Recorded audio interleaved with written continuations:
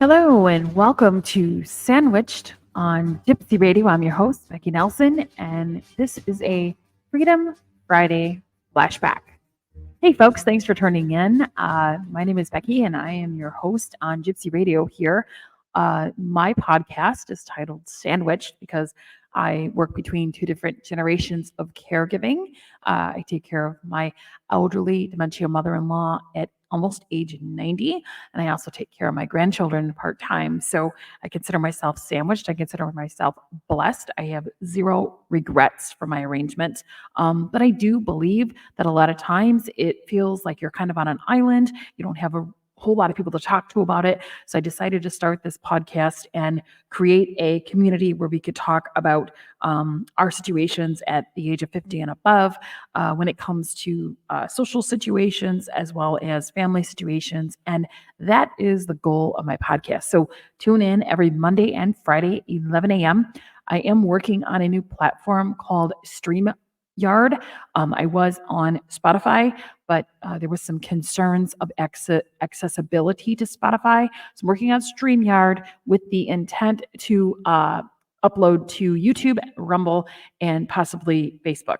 So just bear with me. Like I have said before, this has been probably the most terrifying goal set that I've made for 2024, but also most exhilarating.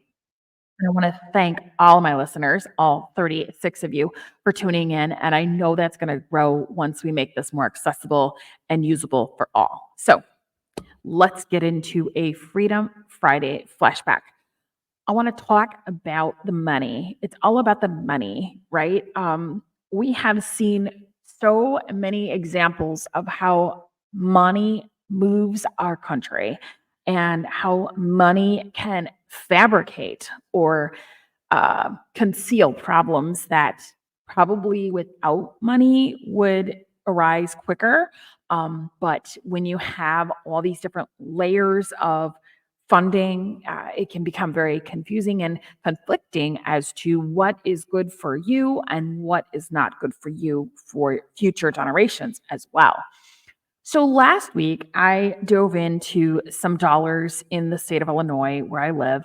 And fun fact, over $638 million in response to the 35,000 migrants that have arrived in Chicago has been expensed. And the 2024 budget has no foot on the gas, or no foot on the brake, rather. The foot is on the gas.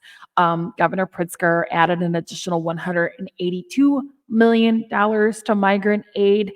Illinois Cook County has got their hands out for $250 million. Back in January, I believe that Elgin took $1.27 million. And the most ironic part about this is they are framing this around non-citizen healthcare. Now, for those of you who listen to my Monday Motivation podcast, which was uploaded right before this one, you know that I spent some time in a hospital out west with my husband on Friday. It was an emergent situation.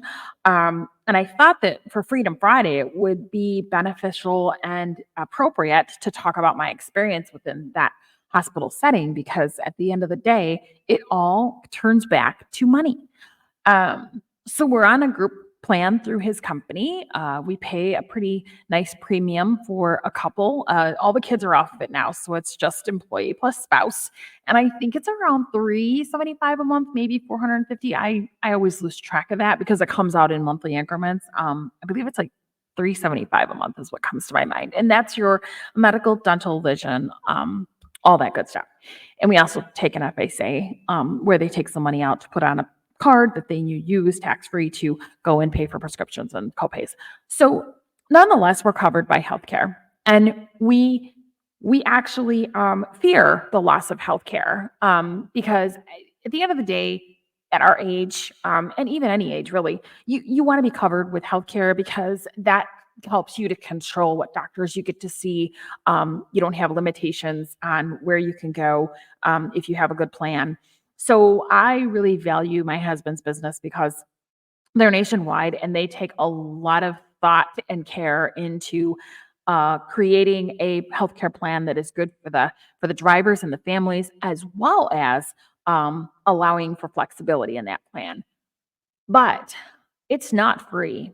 And you're fooling yourself if you think that it's going to get less expensive over the next 5 to 10 years, because at the end of the day, we are having to compensate for hospitals that never get paid, other than maybe a couple $100 for a visit from a patient who is not covered. Because you see, there are so many layers of funding that go out the window, but yet don't get allocated to the proper buckets. And a lot of people take advantage of that in the welfare system. And I'm not ashamed to say that, if you need it, I think it's great. It's there for you. It's wonderful. You use it and then you try to better yourself so that you don't have to continue to use it, right? I'm working on an Echo, so bear with me here. Again, moving my platform to StreamYard. Want to try and get more exposure and more accessibility. I've gotten some feedback from folks where they can't get onto Spotify because they want money. StreamYard allows me to put this onto my Facebook in its own form. I can download it to my computer. I can pop it onto YouTube, Rumble, etc. So if you hear me playing with the tools that I have, just bear with me. It's a little bit stressful kind of getting this up and going. So anyway, I digress.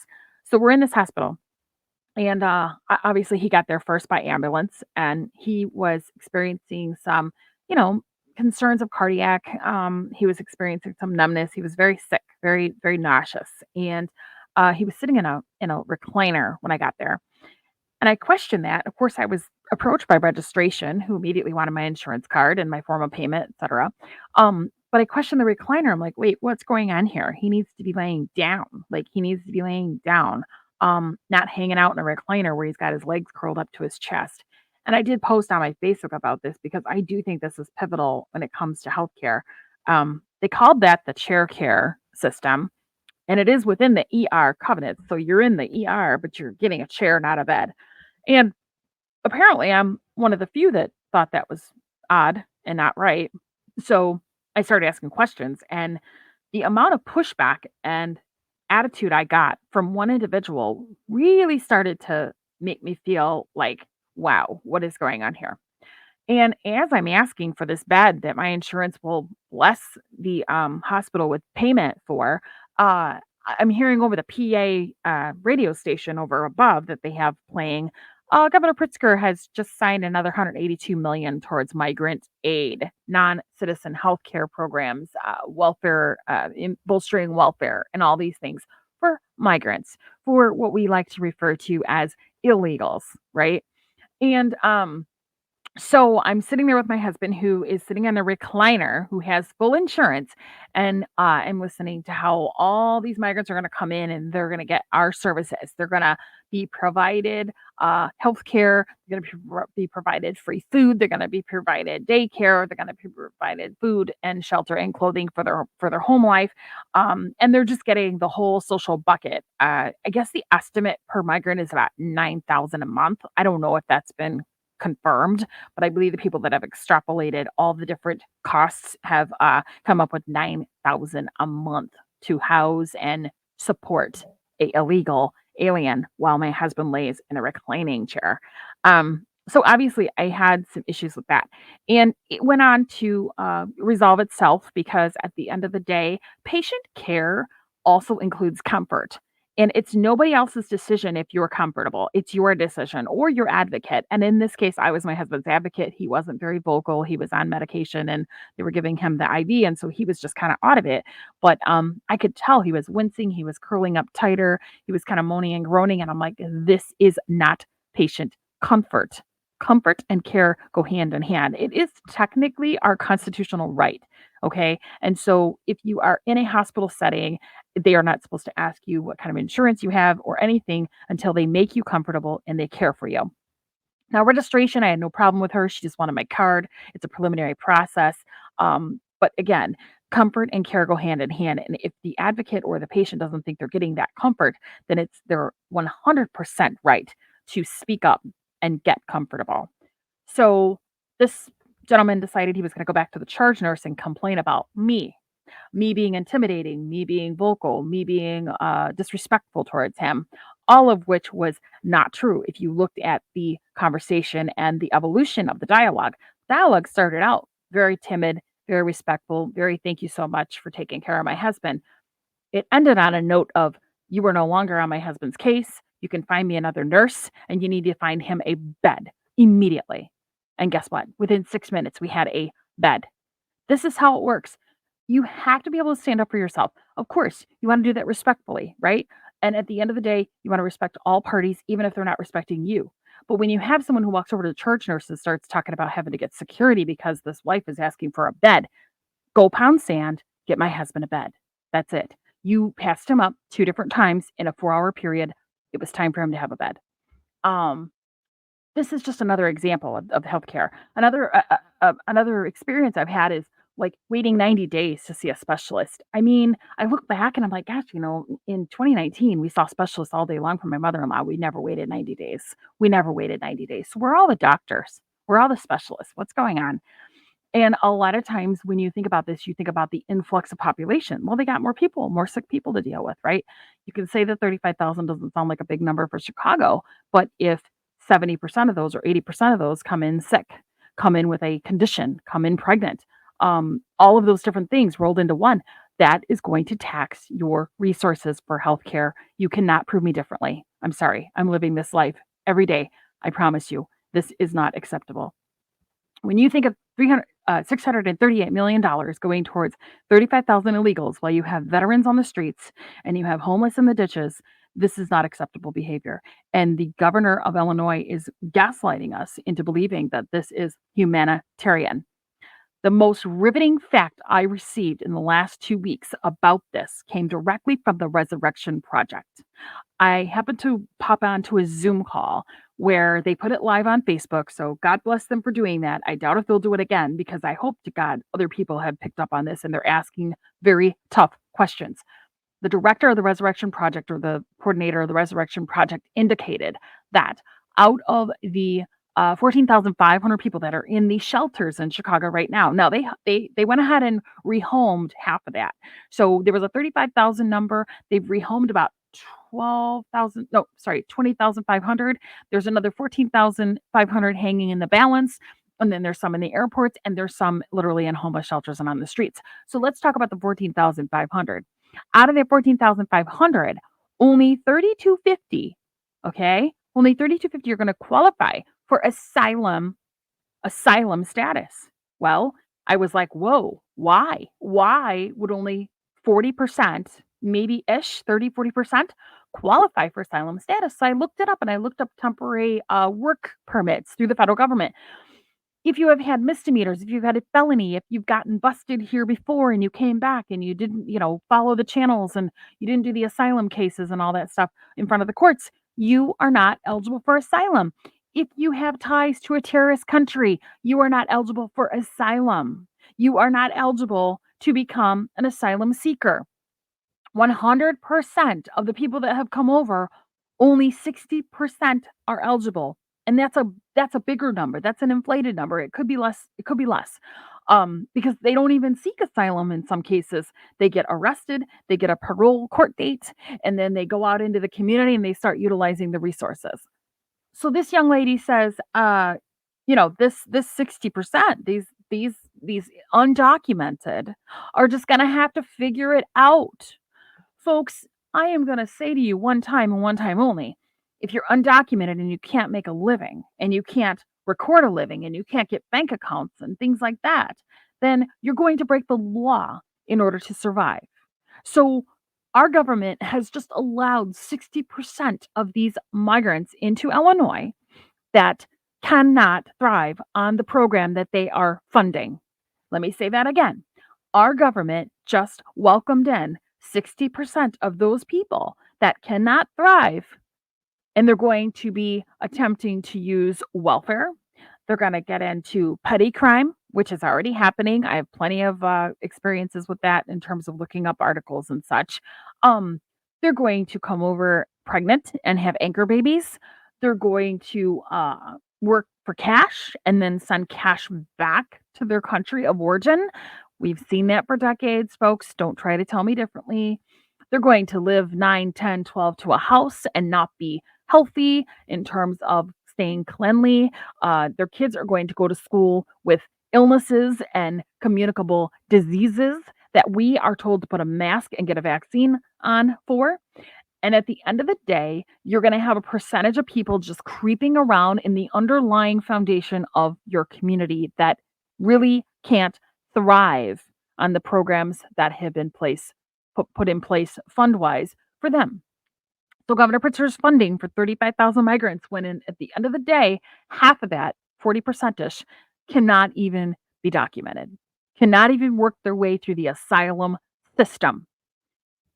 I have no problem with organic migration.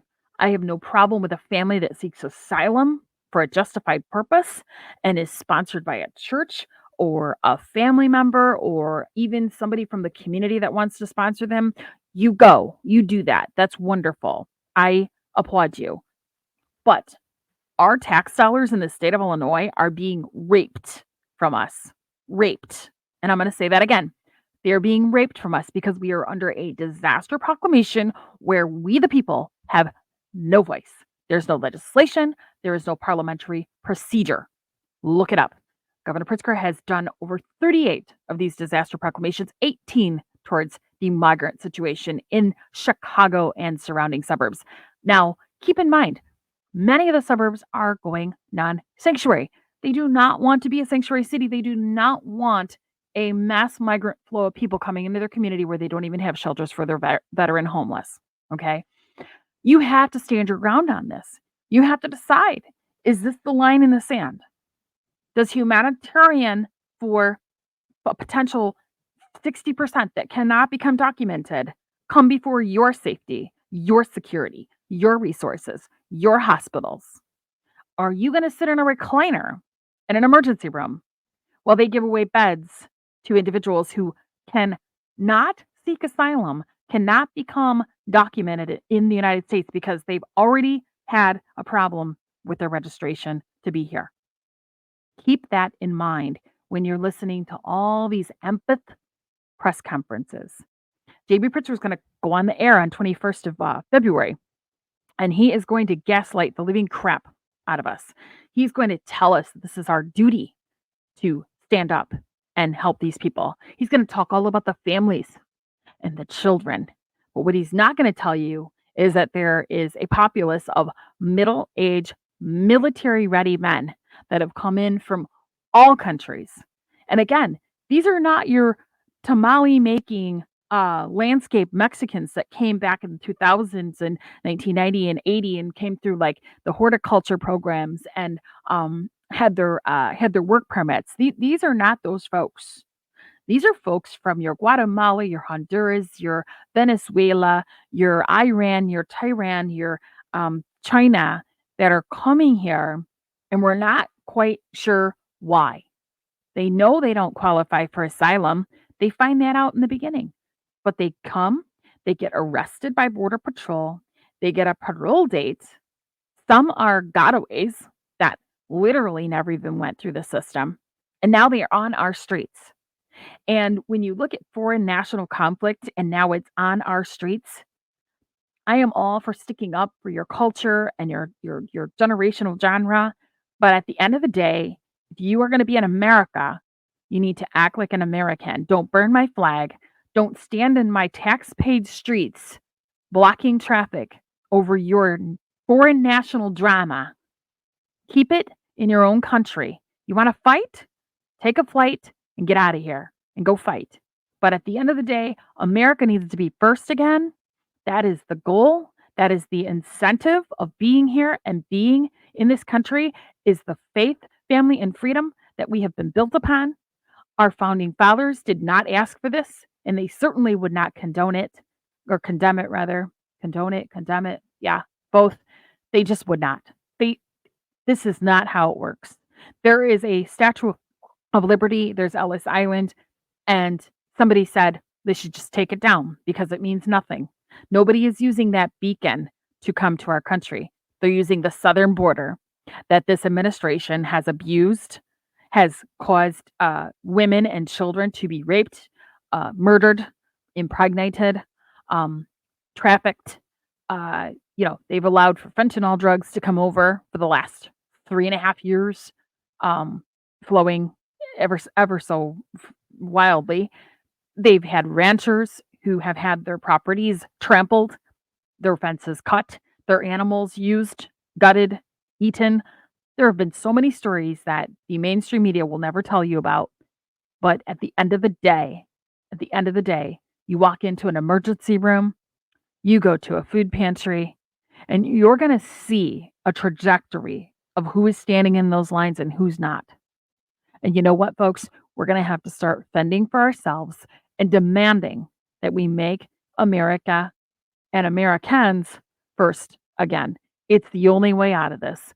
Vote with your heart, vote with your patriotism, vote for the country that you grew up in, vote for people to do it right, to become citizens through the proper channels, vote for the politicians that are the least invasive of your rights, vote for the lesser of the two evils. Honest to God, that is where we're at.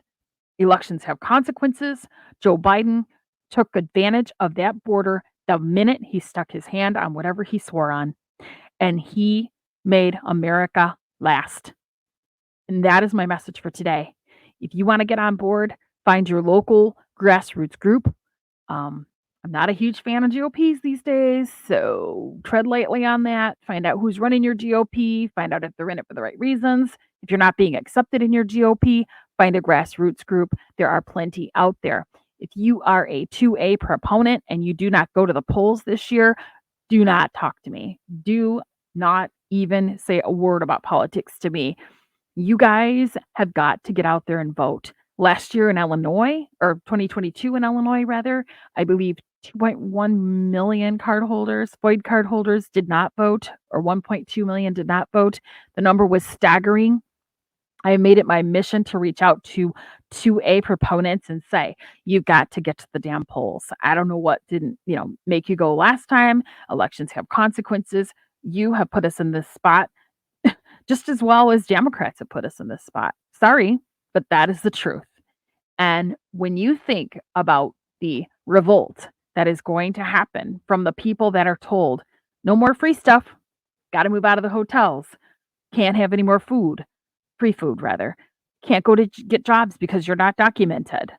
What and how will they react? And what will you do? How will you react? This is where we're at in America, folks. And this is why so many of us in the grassroots movement have tried to make you understand right, left, or center. This is scary and this is unprecedented. And we've got to put a stop on it. We've got to move the needle off of the L and towards the center. I'm not saying we go far right. I'm not saying we go far left. Let's meet in the middle. Okay. If they can seek asylum and they're here and they can work, put them to work.